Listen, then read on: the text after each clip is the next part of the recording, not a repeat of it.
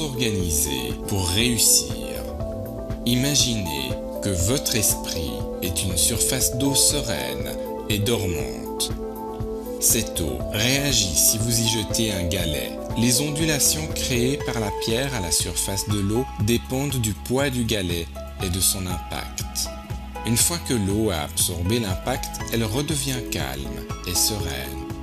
David Allen, dans son ouvrage Getting Things Done, s'organiser pour réussir, conseille, pour se libérer du stress, de faire correspondre de manière proportionnelle les remous que créent les tâches dans votre esprit à l'ampleur des tâches qui apparaissent sur votre liste de choses à faire.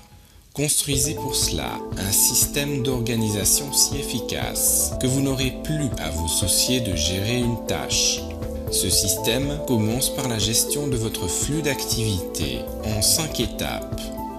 1. Réunir et collecter. Utilisez un outil de collecte tel qu'un bac, un bloc-notes ou un outil électronique et réunissez les informations qui retiennent votre attention, comme les projets inachevés, les engagements contractés ou les actions à mener. Ôtez-les systématiquement de votre esprit en les mettant dans votre outil de collecte. Puis videz votre bac régulièrement, soit en traitant les informations qui s'y trouvent ou en vous débarrassant de ce qu'il contient.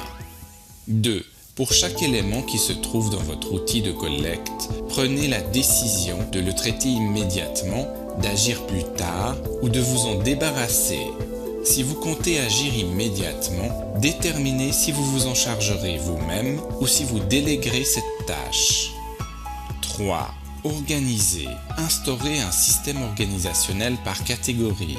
Une catégorie intitulée corbeille, une autre outils en attente et une troisième information de référence.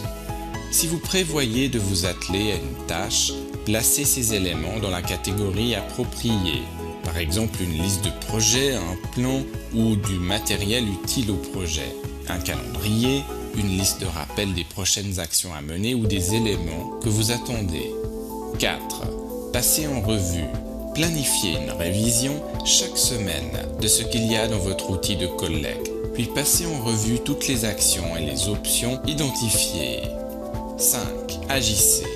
Utilisez 4 critères pour déterminer ce que vous devez faire. Identifiez tout d'abord le contexte, comme le lieu où vous devez vous trouver ou les outils dont vous avez besoin pour mener une action. Déterminez si vous disposez de temps suffisant.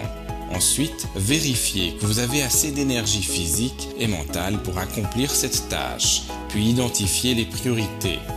Vous êtes désormais organisé. Vous pouvez décider de la suite des événements selon le contexte du projet, votre temps et votre énergie disponible, ainsi que le caractère prioritaire de chaque action.